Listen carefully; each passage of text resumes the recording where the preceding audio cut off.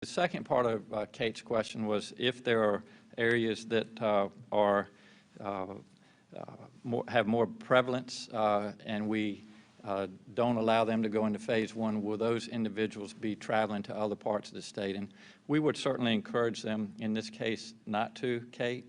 I think one of the things that has gone into the decision making with Northern Virginia, and again we're in daily communication with them, is the relationship with Maryland and Washington, D.C. And so if you look at the statistics, the data, the number of cases, the percent positives, that whole area is so dense, and they're all kind of sharing the same challenges. And so that was a lot that went into the decision making and is going into the decision making of when they'll be able to go into phase one, was the ability to work with our neighbors. But I would certainly, I mean, just answer to your question, I would encourage individuals, if they are in areas where there's a higher prevalence, to really be cognizant of the things that we know that work for everybody, and that's the stay-at-home order, the hand washing, the social distance, and all of these things are so important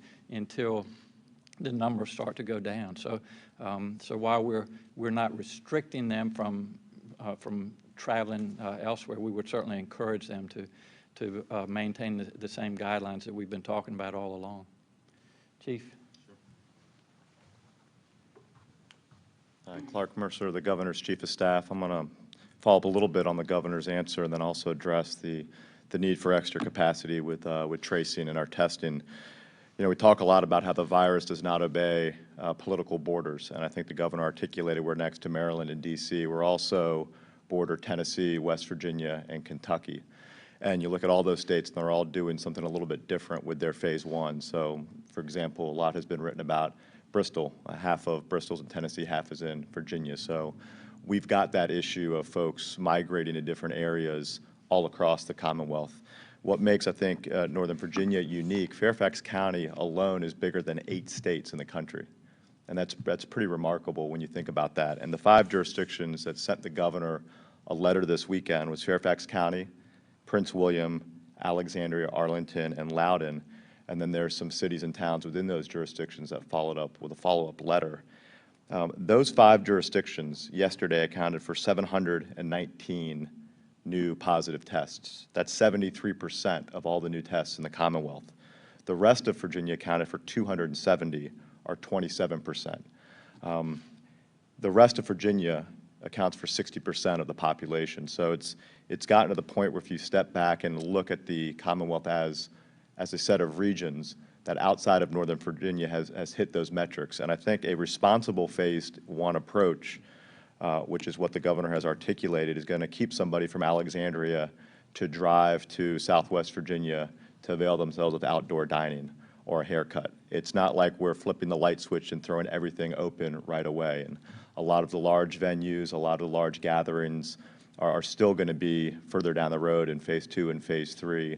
The 10-person ban is still in effect for gatherings. I think that's going to keep people from gathering in large crowds.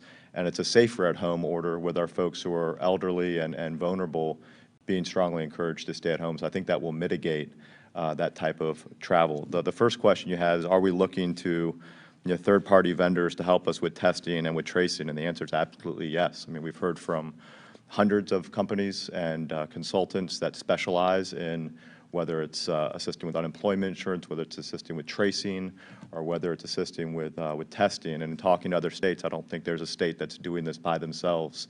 The tracing program has to ramp up over 1,000 new hires pretty quickly in a tough environment. Obviously, there's folks that are receiving unemployment benefits, and we are competing with those benefits to get them into a community tracing program. So you mentioned one specific firm, but we've talked to many firms and are evaluating them, and our health folks will make the best decision working with finance, and that will be leveraged using the CARES Act's dollars. So that will be coming directly from Washington, the monies we put against tracing and testing.